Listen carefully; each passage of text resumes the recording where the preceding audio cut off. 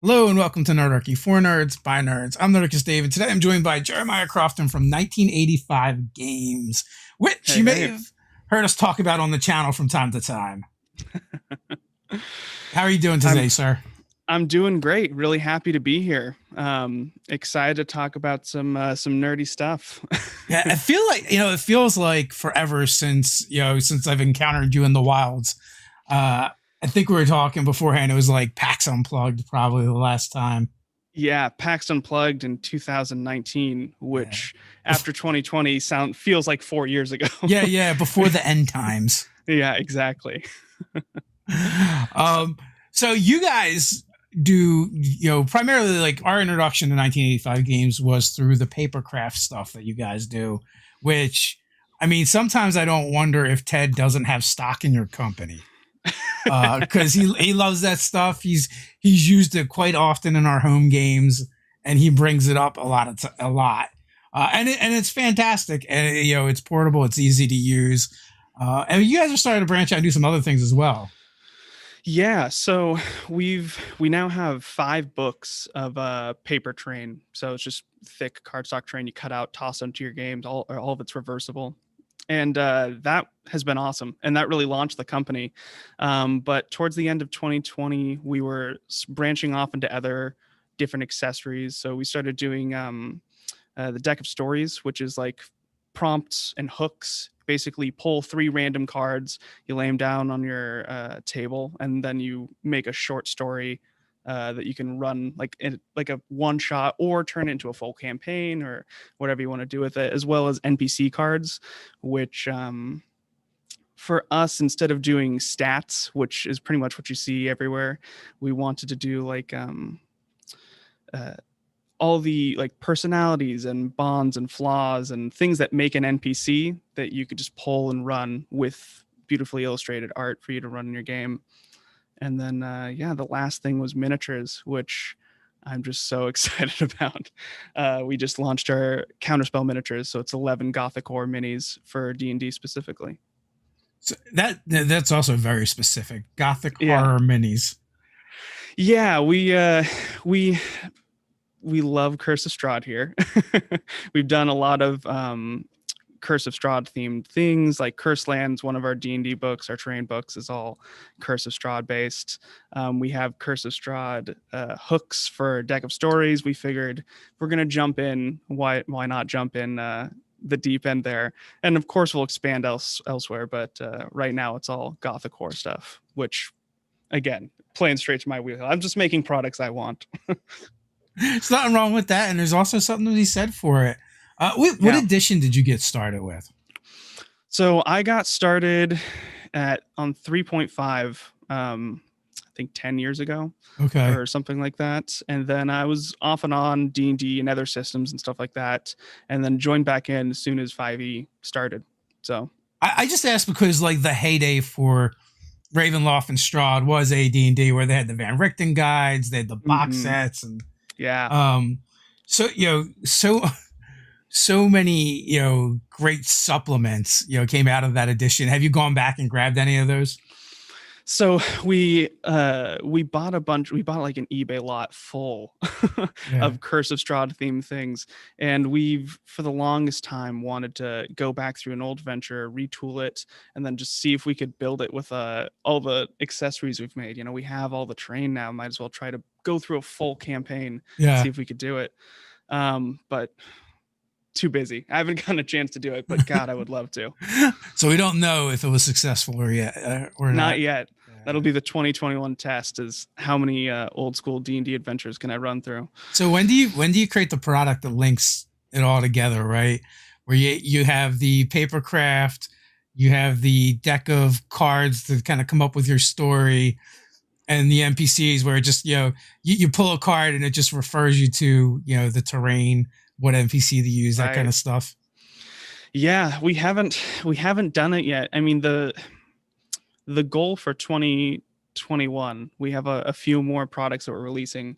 And I think the idea is that we want to make a space, we want to make a website where you can buy everything you need to run a game all in one place. So you can buy the train. You can buy the minis, you can buy the story hooks, you can buy, you know, maybe the DM screen, maybe a few other things that I'll get into, that are going to release later, all in one spot. So if anyone that's new or feels like they're missing something can find it all in one space.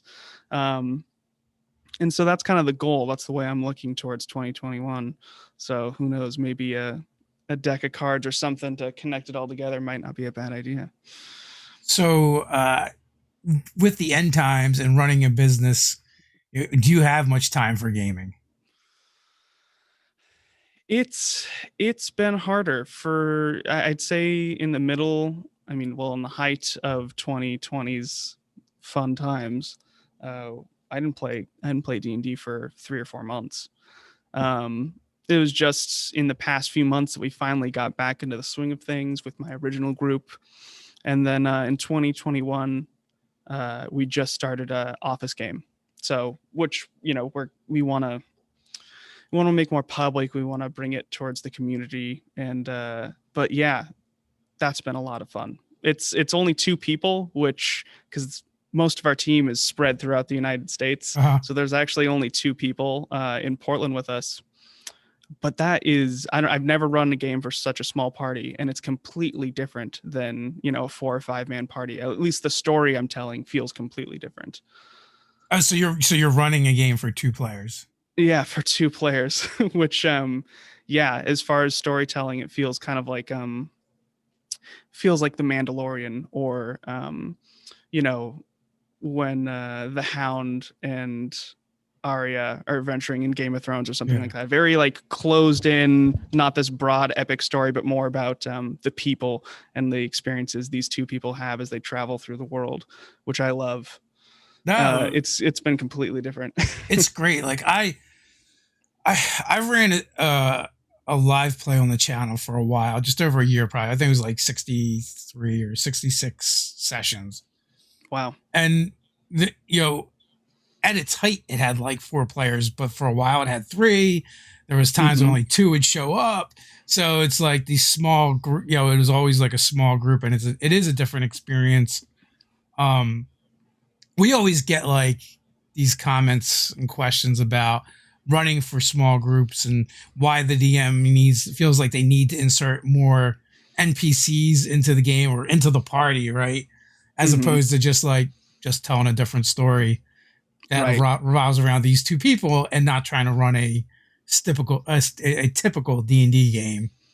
Yeah. Yeah, I think it's it was freeing and exciting to be forced to tell a different story, something that's not so grand and epic, and more of like a zoomed in example of what these 2 people would be going through, the hardships that would come with 2 people trying to solve these big problems. Yeah. It can be a lot of fun, right? It's like it tends to be more like less about combat and more about like exploring and social interactions and maybe running away from the guards and monsters as opposed to fighting them. Exactly. Which, yeah, I love. That's the kind of stuff you see in those amazing stories that we love, like Princess Bride. It's 3 people taking on the army. Yeah. And you have to take more creative approaches, like throwing a cloth over the barbarian and lighting him on fire and hoping for the best. Whatever it takes. Yeah, exactly. So are you guys going to stream those games, or are you just playing them in house? We're just playing them in house. Probably going to do weekly updates on our website and social media and stuff like that. But yeah, I don't think we're the I don't think we're the personalities to stream, at least not right now. But yeah, I think it'd be fun to share with the little community that we built, the games that we use. Plus, not a lot of people get to see, all the photos we show are usually like pre-built maps that I put time into, and we take shots from above, and it's all these, angles that we try to take. So I think it's fun to have one day a week where it's just like, here's just our raw game. This is the map that I built. It was quick and dirty. Sometimes it's planned out, sometimes it's not. And I like that. I like kind of pulling back the veil and just showing what we do when we play. I know, like Ted loves your towns and buildings and stuff. Because like the last time, well, in the before the end times, we actually played in person. It's like Right. you've got people inside the buildings, you got people outside the buildings in the streets doing stuff, and you just flip over, the object on the map, and boom, you have the interior. Yeah. So it comes in super handy. It's it is it is very nice, especially because you know I mean, no knock against Wizards of the Coast. I mean, we love them, right? But back when I was using their tiles, it is rough to try to figure out how to put their tiles together. So Yeah. having it switched over to something, wow, I feel like I'm tooting my own horn here. I really like our product. Having it switched over to something where it's so interactive has really been exciting for not only us to create it, but also just use it. Like I said earlier before we were streaming, I'm just making products for myself and hoping other people like it. Well, I would say like the main difference, like the dungeon tiles they were putting out were just that. They were just the dungeon tiles. They were static. Where the papercraft stuff you guys use is a lot of scatter, right? It's like here's the base, and then you have scatter to use with it. And Ted a lot of times would use the papercraft and then have like the stuff that he would make in addition to that, to kind of like make it pop and like it just made for this really great, easy to use base that he could build on top of and put out really quickly. Yeah. Yeah. Since we've started this, I've been blown away by the amount of people that are incorporating our products with their own builds or other products and how well they're able to sync it up. It's been really exciting and super cool to see how creative people are. And it's a lot easier to store than some other really well-known terrain pieces. Yeah. That's it's flat, so just toss it in a binder or something. Which that's another benefit. Benefit for sure. And if players decide to do something you didn't anticipate, it is a lot easier to just like grab stuff and throw it down on the table at a moment's notice. Yeah, especially if you have it organized into little sections, oh, guess they're going to the forest now. Let me grab my forest folder or whatever. Well, whenever I see those like immense like Dwarven Forge builds, I'm like, that looks so awesome. First thing comes to my mind is my players aren't going to leave the tavern now. Yeah, exactly. It looks amazing, but so Doug wants to know what was it like to sponsoring a CR episode? That had to be pretty exciting to hear the promo spot. Yeah, it was a lot of fun. It was really exciting. For the past couple of months, we've been poking at it and flirting with it. We were on a Talks Machina. We paid for a few social media blasts, stuff like that. But being on Critical Role was really, it was the moment. It was like, oh my gosh, we've made it. Yeah. We're here. It was really exciting. And, the folks at Critical Role are so nice. And we're really excited to try to work with them again in the future. It's definitely, it's so strange because we're just regular people. Yeah. So seeing our product on this, thing we've all been watching for years now is kind of like seeing your product in the Super Bowl commercial. Yeah. I could only imagine. Yeah. It was really fulfilling and super exciting and hopefully happens again. So where are you going to take us next when it comes to terrain? Right. So we have another Kickstarter planned for mid next year, I think May. And we're doing, well, this is the first time we're announcing it, but might as well announce it here. We're doing all jungle themed terrain. So rather than doing two split books where it's one's one theme and one's the other, we're doing two fully dedicated books just to jungle terrain, which really was just based on the fact that jungle's such a big territory that we couldn't fit it in one book. We really had to make two. Does this mean you're getting ready to run like Tomb of Annihilation or something? We've definitely read through Tomb of Annihilation a few times. Yeah, we've definitely gone through Tomb of Annihilation a few times and made sure that we've we've covered our bases there. But also doing completely custom and unique terrain and stuff like that for jungle has been a lot of fun. And then on top of that, we have a handful of other little exciting things. Like we'll be doing kind of a mini, speaking of the miniatures that we did, we're doing a mini set of 5 jungle miniatures. We'll be doing jungle NPCs and jungle story hooks from our other products, as well as a few other small things still to be announced. Now I know, like, oftentimes we talk about D&D over here, but your products are essentially system agnostic, right? It doesn't really matter what you're playing if you're running fantasy or even depending on like the terrain that you're using, you could probably use other genres as well. Right. Yeah, it's for the most part it's all system diagnosis, as long as it works on a 1-inch grid. That's pretty much all you need for our terrain. And then the story hooks are deck of stories and NPCs. All of them are generic enough that, I mean, they are fantasy themed, but as long as you're playing a fantasy themed game, they work for your game. Same with our miniatures. We do have other products coming out that are a little more specific to 5e, but for the most part, we've been trying to keep it vague enough that anyone can pick it up if they think it's going to be useful. So Kickstarter name, just a thought. Welcome to the jungle. You're going to die. I like it. I like it a lot. Yeah, I'm sure that won't get you suited off. Yeah, that's the other thing, is trying to think of jungle names that aren't taken. Yeah. You'd be surprised how many people have jungle themed products. Yeah. I'll tell you, welcome to the jungle. It's not bad. It's not bad. Did you think of that yourself? Oh yeah, totally. Little 80s nostalgia. Exactly. Which apparently you guys are into that, so just a little bit, just a smidgen.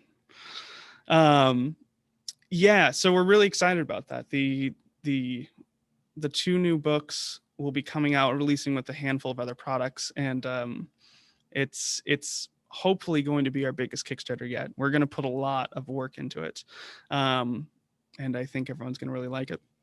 Can we expect a return of the Mimic cassette?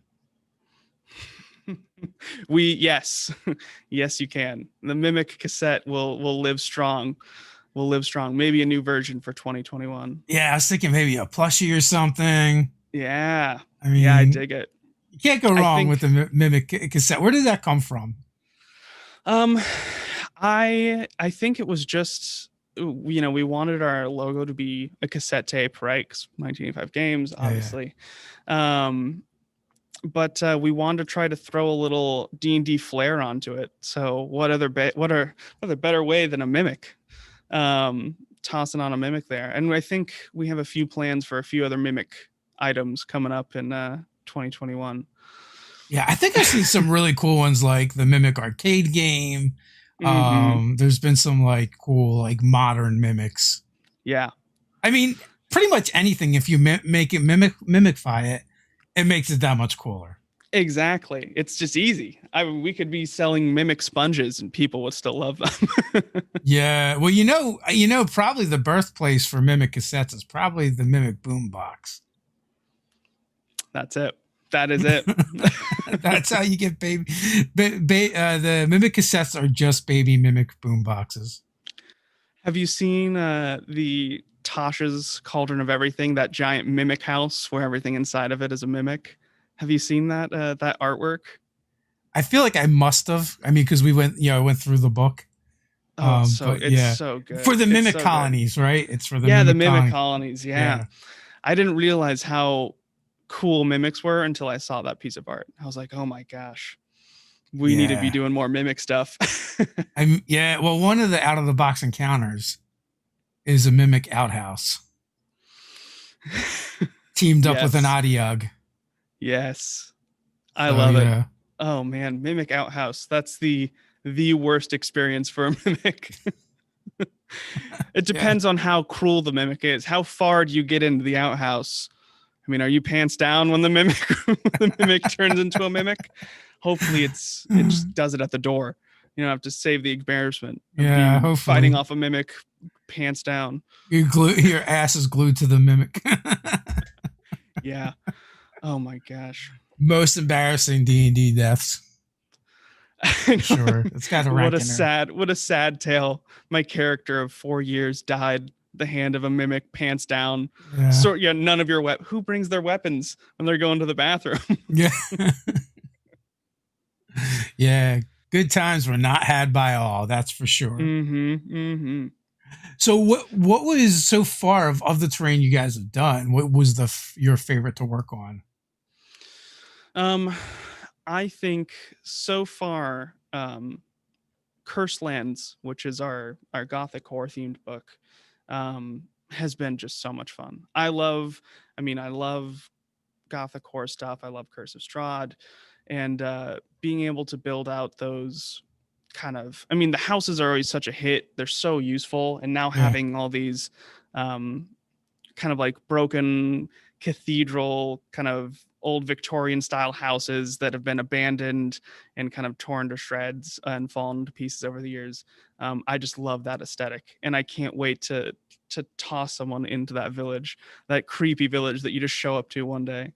Yeah. That was a lot of fun. Plus, all of the creatures are so good. I think there's a artwork for a werewolf that's like crouched down on all fours. My favorite piece of art in all of our terrain, in all of our books. It is my favorite piece of art. I just love that pose. It's everything I want in a creature. So let me think here. We got Gothic horror, right? You did a seas, you did a hell. There's like an urban city and dungeons, right? That's the 5 so far. So yeah, so Dungeon Craft covers kind of your basics. Original Dungeon Craft has forest, city, dungeon, and then we have a book, Hell in a High Water, which is split halfway, which is half hell themed, half seafaring. And then we just released 2 new books, which are Cursed Lands, which is all Gothic horror, and then Castles and Keeps, which is like siege warfare, giant castle walls, barracks, things like that. Kind of like a very Minas Tirith battle scenes. And then finally we have a new book, which is the Realm's Edge, which is just kind of a collection of smattering of things that people have asked for. So it's our Gothic core buildings, but with standard rooftops, so you can kind of mix it with your old rooftops from Dungeon Craft 1, and it kind of blends in seamlessly. And then walls packs, and then also inside of that are spell effects and a Fey forest scene. Nice. I mean, there's so many of the bases that are covered. Yeah, there's a lot going in there. I mean, obviously, there's still a lot. There's still a lot to do. It's hard to cover it in a single book, but we're trying our hardest to spread out and try to cover at least a little bit of everything. And then once people are satisfied, get a little taste, we'll go back and try to flush out the rest of the stuff. Like, I would love to do a full book of just Fey Forest stuff. It turned out really nice, and I didn't think I was gonna like it so much, but now that we've made it, I just want more. Is there any terrains that you want to cover that you're like, I really want to do this, but I just don't know if it's market viable? Yeah, I want desert terrain. Yeah. I don't know if people care about that. I really, Arctic is nothing but sheets of white paper. Exactly. Yeah, I really want desert terrain. I would love to do, the Marquette stuff from Critical Role has been amazing. I love all of the, Eastern cities and Game of Thrones, the first season and stuff like that. That was all great. I love that vibe. Ancient Greece, that kind of, very dry, just everything's different. Yeah. The landscape's completely different. So you could do the Swords and Sandals pack, which could cover like that stuff and the desert stuff. Or you can do the Sand and Snow pack, which would be the split book between the desert and the Arctic. Yeah, I like that. I like Sword and Sandal. That's a good name. Yeah, and then I think you probably like sneak some stuff in there that maybe wouldn't automatically be associated with the desert. Right. Yeah. I think I think if we did do it, it'd probably have to be split. And that's the other thing is I don't know. I mean, I know snow's pretty popular as of right now, but I don't know Yeah. if it's something that people want like Going forever. forward, yeah. Yeah, exactly. We'll have to see how long That's why the Frostmaiden lasts. the Desert Arctic might be a good like split book. Right. Yeah, just something small to again just to get people satisfied, and if people like it, we'll do more. That's what we learned with Hell and High Water. We found out that yeah, people really really like seafaring, and Hell was exciting for a while. Yeah. So yeah, who Well, knows? Maybe seafaring's not going to go out of style. I mean, pirate games and you know, yeah, don't get on the boat is definitely a thing, but we always get on the boat anyway. exactly. Yeah, no, I think in the future doing more seafaring stuff is probably a safe bet because people have really been enjoying that. I mean, so have we. So Yeah, Ted says, you know, in his game, which I'm playing in, is currently desert, so could certainly like more stuff fitting for that. Although, not that it really matters that much for how we're gaming right now because we're gaming remotely. So, you know, which speaking of, how's that affected you guys?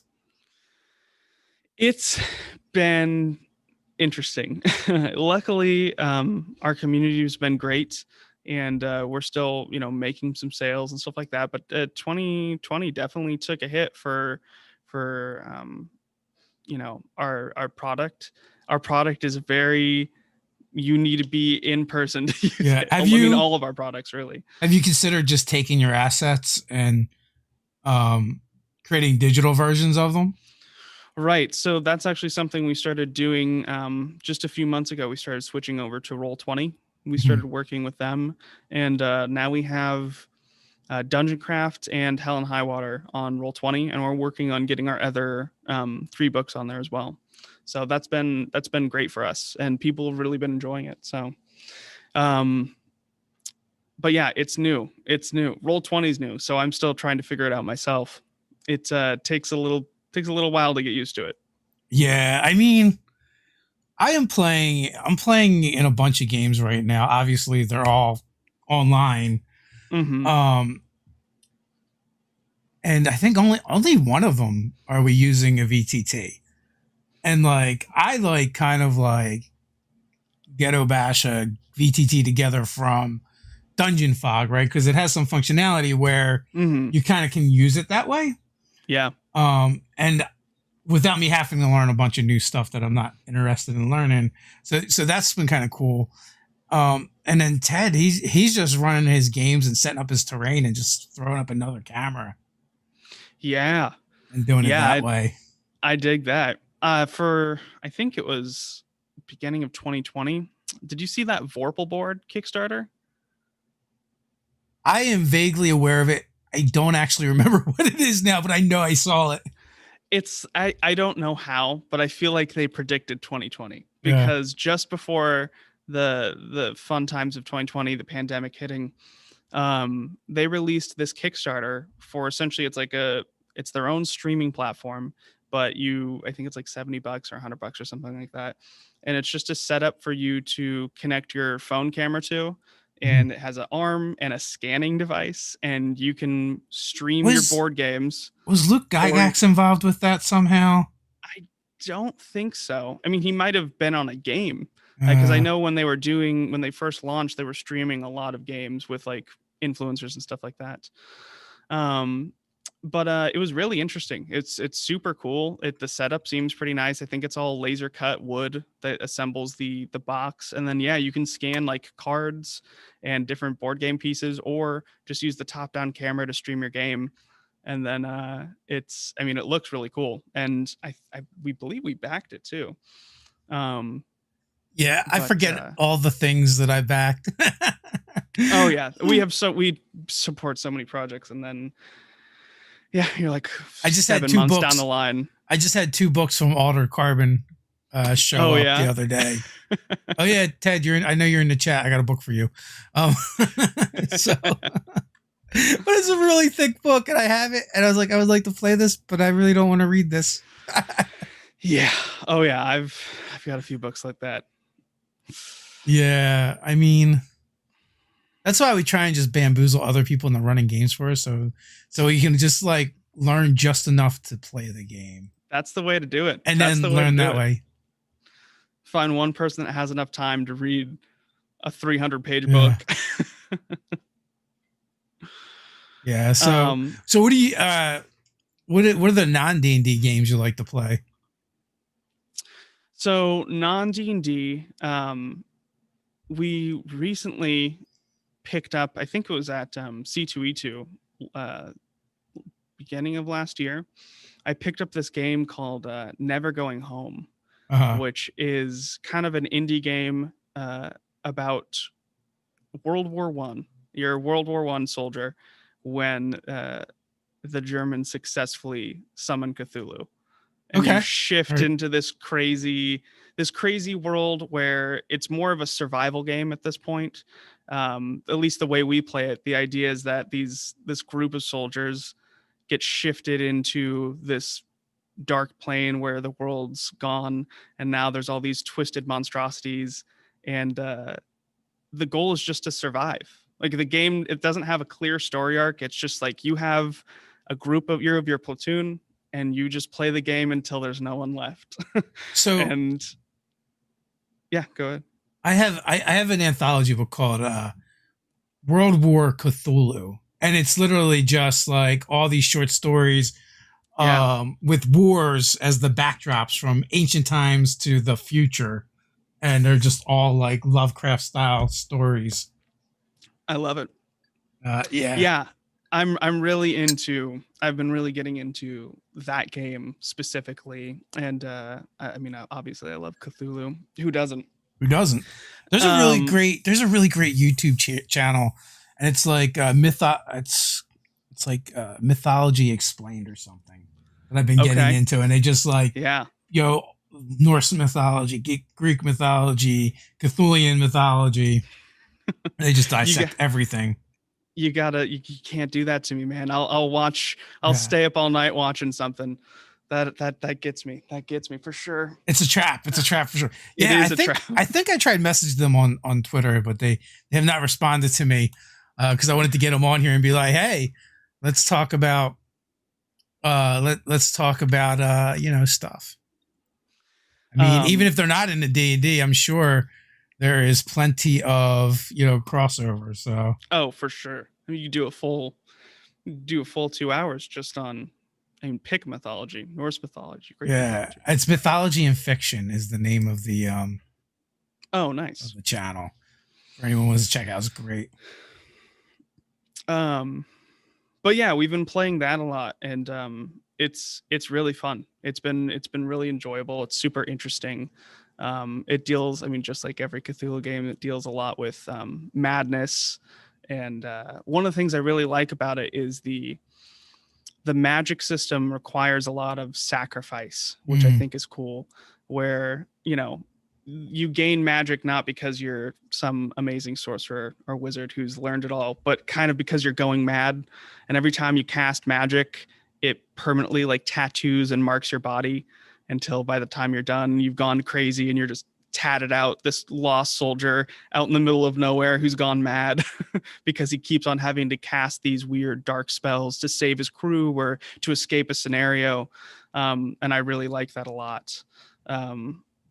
The other thing I think is really interesting is they use a deck of cards where they hand out a deck of cards, or everyone has like a hand of cards, and every game a new suit is like the madness suit. So if you spend, it's kind of like the cards are almost like inspiration. So if you spend a card to gain inspiration, if it happens to be a madness suit, then you gain a point of madness, and you don't tell anyone. So at a certain point in time, your character just snaps, and then you hand the sheet over to me, and I go, okay, this is my character now. You guys wake up the next morning, and he shot your horse and ran off into the woods. And everyone's like, what? Yeah, you'll find him later, either dead or a crazy spellcaster of some sort. Have you played Torg Eternity? I've heard about it, but I've never played it. They've got a fun card mechanic. So it's like, so you have a deck of cards, right? And everyone gets a hand of cards, and you get more cards as you go. So when combat starts, you don't have any playable cards.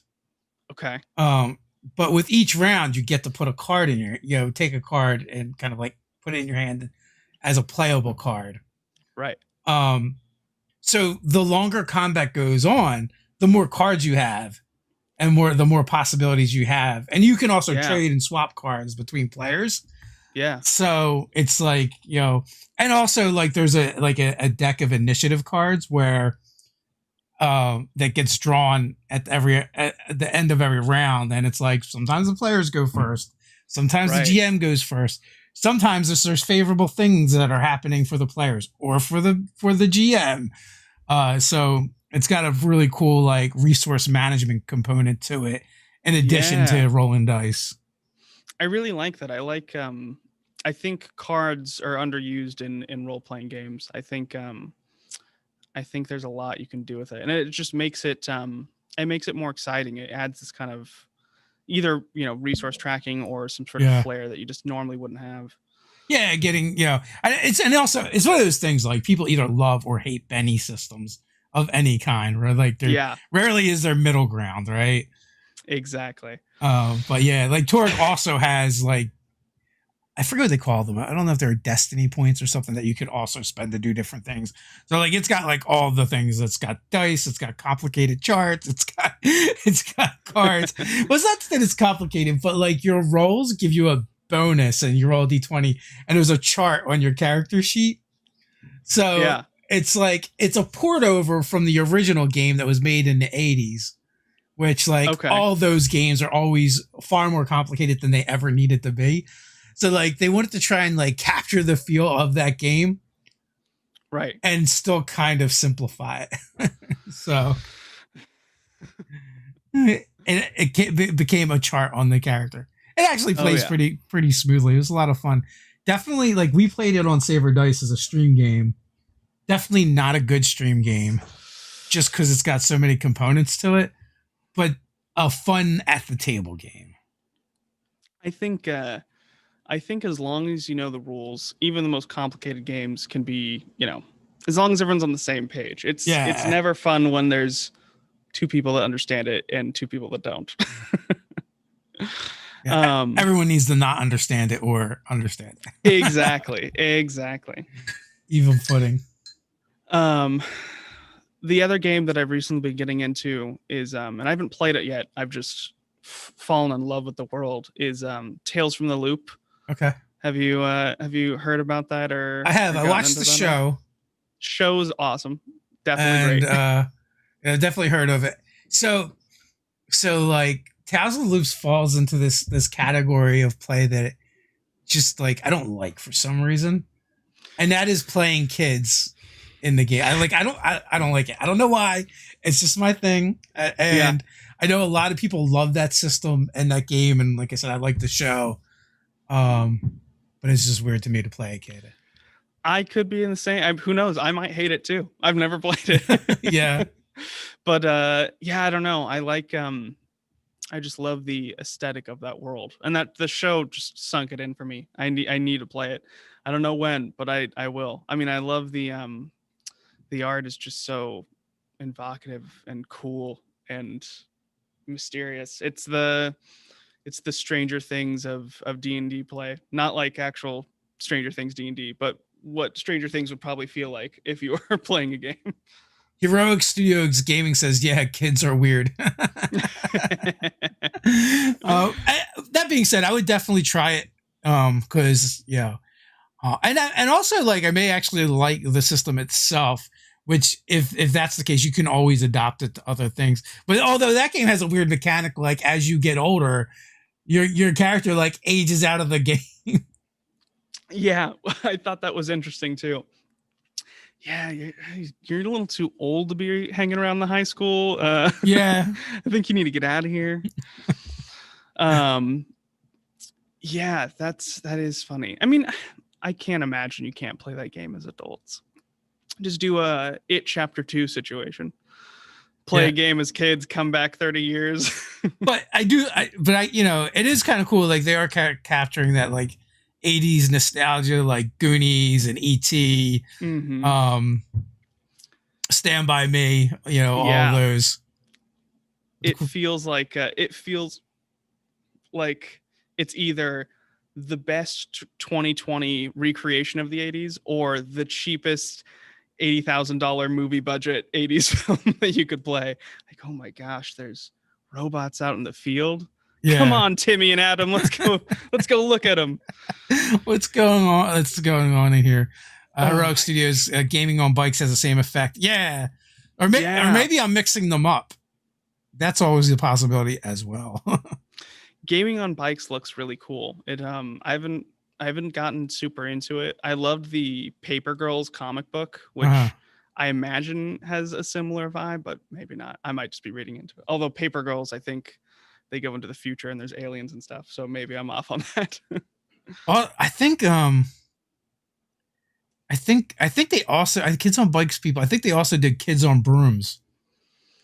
I have not heard of that, which that's is amazing. Well, it's definitely just the Harry Potter. Yeah, theme, right. Essentially, exactly. You're at wizard school. Brian Smith, the unsupervised children genre. Yeah, you know what? I've never heard it described that way, but that works.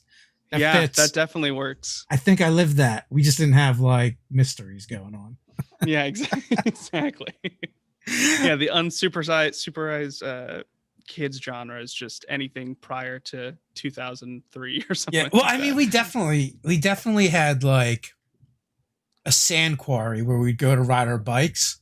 Yeah, and like you're like 20, 30 feet straight down, right? Yeah.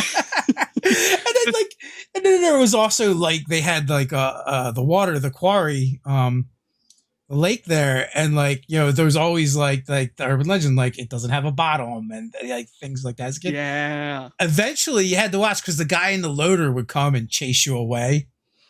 So it was just crazy, like the things that we kind of did as kids now. And like my in-laws and my wife like wouldn't let my kids do anything. No. They're like, "You're gonna get kidnapped. You're gonna get raped and murdered." I'm like, I don't know. We did a lot of stuff, and most of us made it through. Yeah, there's that one kid that fell into the quarry, but we don't talk about him. He's still floating to the bottom. He's still sinking to this day and has not found the bottom. Yeah, exactly. So. Yeah, some of the stuff that we did as kids, I'd look back at now and I'd be like, I wouldn't do that as an adult. I can't believe I did it as a kid. Oh yeah, like we do things like, "Yo, you 6 lay down, and I'm gonna jump you on my bike," and everyone would be like, "Yeah, that's a great idea. That's an awesome idea." Except the 6th kid who has internal bleeding now. Spleen. Turns out you didn't need it after all. Yeah. Oh my gosh. But like, I feel like, in one sense, like those games are kind of weird to me. But in another sense, I'm like, yeah, they would probably be really easy for me to write adventures for because I'm like, this is kind of like my childhood. Yeah.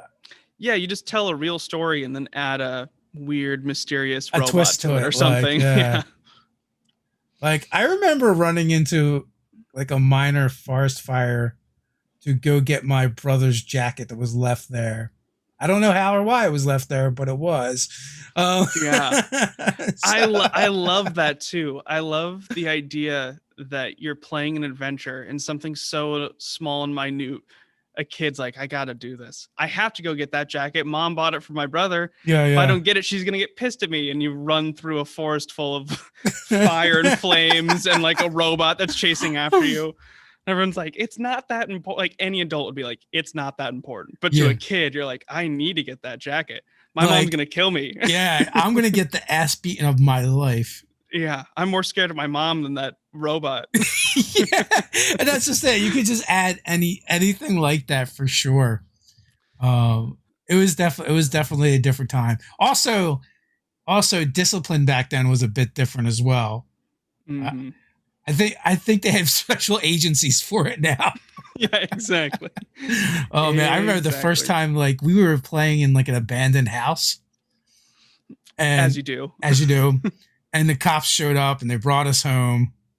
And my mom was like, "Go get in the tub." And then as soon as we got out of the tub, leather belt. I was like, Oh. I'm like, I think that one was abuse. I'm not sure. Oh But it would be many gosh. years before the cops ever brought us home again. So Yeah. maybe it Well, worked. back I then don't know. that was character builder. So. Yeah. Yeah.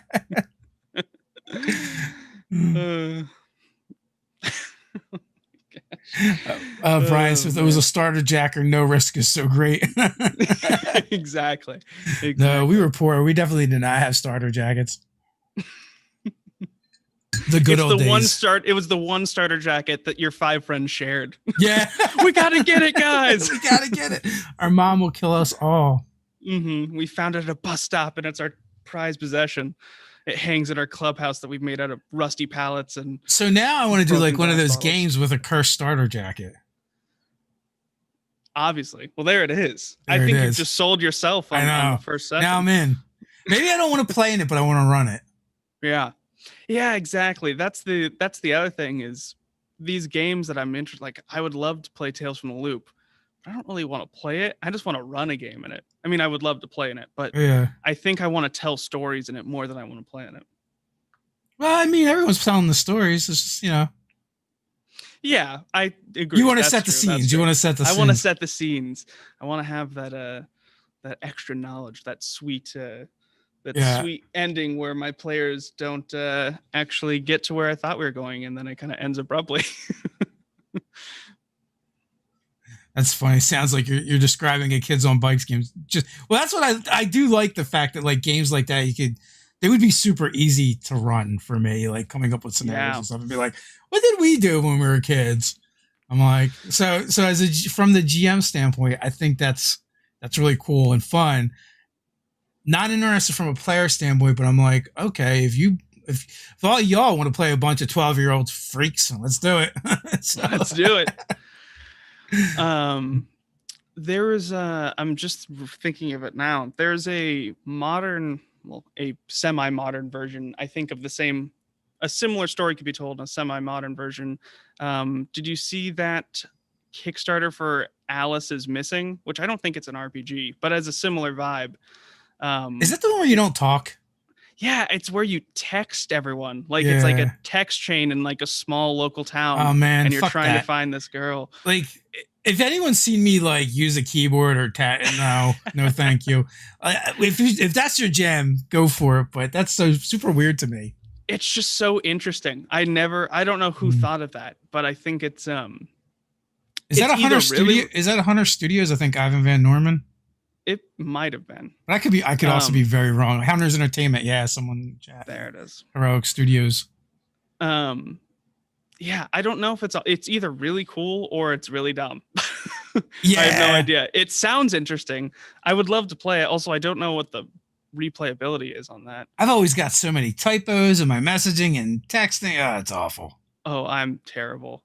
Yeah. And somehow I'm in charge of writing Kickstarter updates and message and doing social media. I am so bad at typing, and somehow I'm in charge of messaging thousands of people.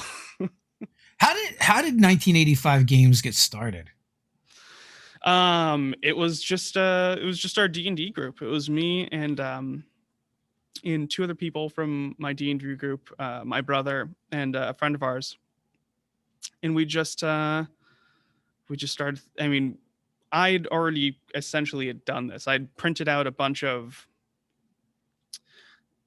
rooftops, I think, of like top-down shots of like Skyrim roofs. Mm-hmm. And I cut them and blew them up, and it took hours, and it didn't really go anywhere. But then we're like, well, what if we did this? What if we did all the work for people instead of trying to find images and resizing them, and we didn't have grids and it was a pain in the ass? What if we drew everything ourselves and just made the books? So what I'm hearing is you're like, they're like, hey, let's do this for my game. It sucked. Then you're like, well, what if we came up with a way to make it good? Yeah, exactly. Yeah. So do you do the art personally? Someone in your group do it, or? I wish I could do the art.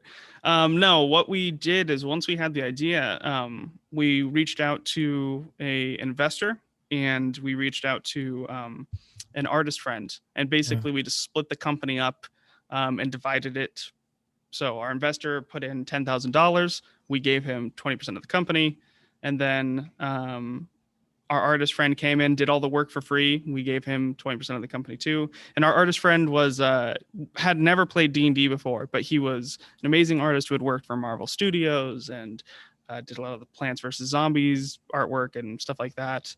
In Portland, there's so many comic studios Yeah. that you can't throw a rock without hitting a indie comic artist. Hmm. So it was pretty, he's been awesome. So yeah, we just, Please tell me that was the process. We threw a rock, someone said ouch, and that's it. yeah, we tied a note to a brick and we spun in a circle, closed our eyes, and threw it. And after accidentally hitting 2 cars and a fire hydrant, we eventually found a comic artist. Nice. But no, yeah, we got the comic. Once we had the artist and we had a little bit of funds, we made 500 test copies. We did all the artwork. We used the 10K to get it locally printed, and then we took it to Emerald City Comic Con in Washington, and we sold out in 2 days. And then from there, we took that money and launched a Kickstarter, and thus the company kind of got to where it was. Yeah, you got investors and people owning 20%. You sound like Wall Street. It is way less complicated than it sounds. Let me rephrase it. We all met up at a pizza restaurant. Yeah. And we're like, hey, we knew a guy that had money and we did not. Yeah, exactly. You have money. You can draw stuff. I can come up with D&D stuff. Maybe this will work. And then it turns out it did. Since then, it has gotten slightly more professional. Nice. We're still working on that part ourselves. Yeah, it's hard. It's hard. I'm terrible at doing all the appropriate business things. That I always have to look at my checklist of how to business. This. Yeah, how to business. Exactly. Did I business properly today? Mm-hmm. Yeah, finish paying an artist to draw 34 characters. Finally, once it's done, turn to him and go, hey, I probably should have had you sign an NDA. Yeah. Or use contracts or something. Yeah, exactly. I am terrible at businessing as well. Yeah, that's not my forte. But luckily, our investor friend Lenny, who's awesome, he's now 100% in the company. Comes to the office every day. He played D&D in the as soon as D&D was released, Lenny was playing it, which is awesome. So he's part of the company game and he's getting back into it. And he luckily knows a lot more about business than I do. So he's able to help me out on that part. That's awesome. I find that's pretty common too. We as gamers oh, I do this thing now. I want to turn it into, turn my hobby into a profession. Right. But unfortunately, gamers generally tend to be terrible business people. Is the overarching theme that I've seen. Some people come through and they're pretty good at it, but I want to say overwhelmingly we're not good at it.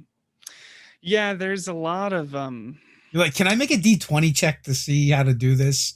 And yeah. you're like, no, and I'm like, oh crap. Dang. There's a lot of work that comes to it, and there's a lot of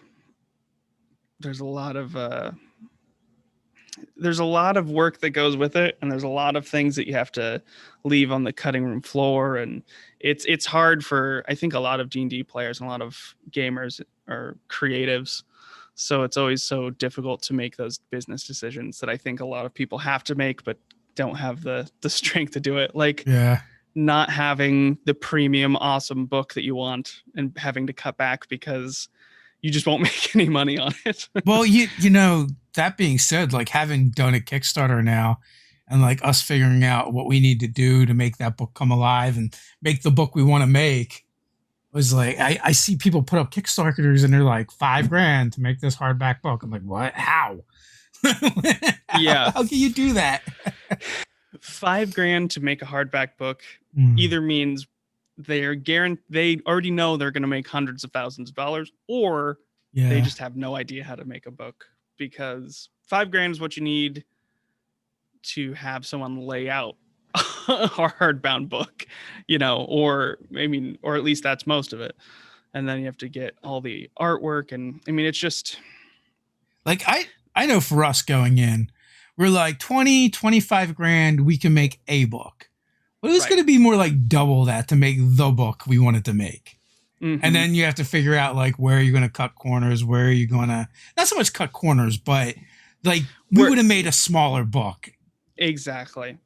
Yeah, I think that's one of the things a lot of people don't fully pick up on or understand is that like there is, we want to make the coolest product ever. Yeah. But the issue is unless we get an absorbent amount of money, unless we're making $1 million on a Kickstarter, we're not going to be able to do all the exciting things we want to do. And so we have to make a profitable book or whatever the product is. Doing a Kickstarter that did $250,000, that seems like a lot of money until you start paying for things.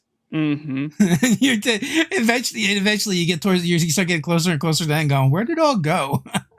Oh yeah. I mean, well, we did a Kickstarter that was around $500,000. And even after that, we were like, did we make any money? Yeah. We put it all back into the company. I mean, it goes away really, really quick. And a lot of people, I mean, you have to put a lot of money into marketing to get a Kickstarter that big. And there's a lot of expenses that come prior to that. Yes. It's not as fun as it sounds. Well, I mean, that being said, though, it beats working for a living. Like, not that it's 100%. Not work, but yeah. Like, what did you do before 1985 games? Before 1985 games, I was working at Dark Horse Comics doing just a terrible desk job. At first, I was like, that doesn't sound terrible. Dark Horse Comics, that's kind of cool.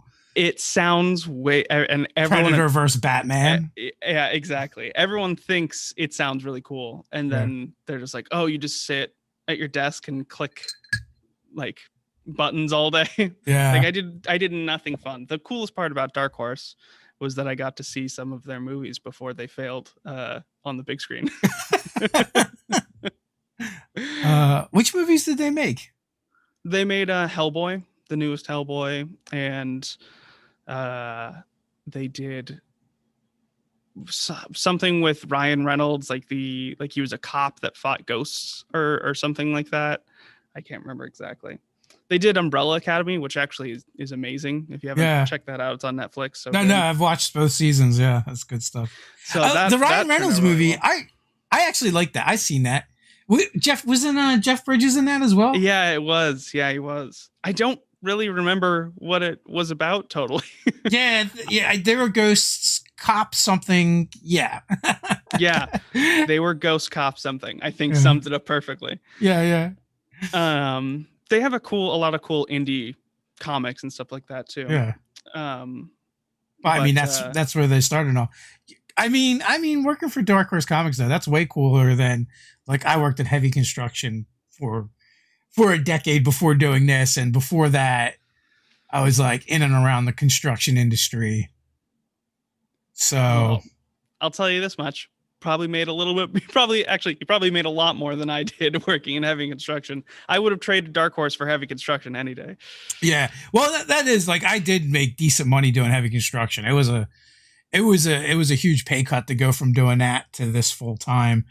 But on the plus side, like my life was never in danger anymore. Like, so that is true. Every season you'd hear about the guys from last season that didn't make it to this season. Oh man.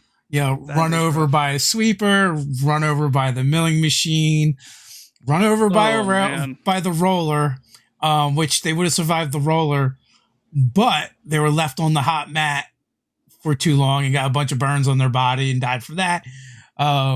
Oh my God.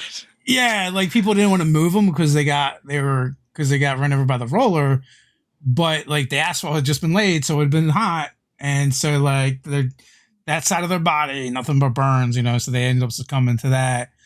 Guy, working way too many hours, falling asleep on his way home, going on the tractor trailer. There's just a couple I can think of off the top of my head. And like each one of them is like one a year, right? So Okay, well, scratch that. I think I'll stick with Dark Horse. um, oh yeah, I mean, and like there's the number of times that like cars would come into construction. So for me, like honestly, like my job wasn't as bad because I worked driving a tack truck and I would generally stay in the truck. Right. One of the biggest problems is how comfortable guys would get on the job. So like, we work around heavy equipment and live traffic. Any of those can kill you fairly easily. And just people would just get so comfortable and they just don't pay attention anymore. And so complacency is actually becomes one of the biggest dangers, I think, like because folks just aren't alert anymore. Wow, that's intense. I'm glad that you're in the gaming world now. Yeah, all my deaths are fictional now. Like the last time I died was a finger of death from a hag. But whatever. I just get to roll up a new character. Yeah, happens to the best of us. So we are just past the hour mark. Thoughts before we head on out? Yeah, this was great. I really loved getting on the call with you here. I don't know. Nope, that's fine. Thanks for coming on, Jeremiah. I enjoyed chatting with you, and hopefully after the end times end, we can chat in person once again at one of the conventions.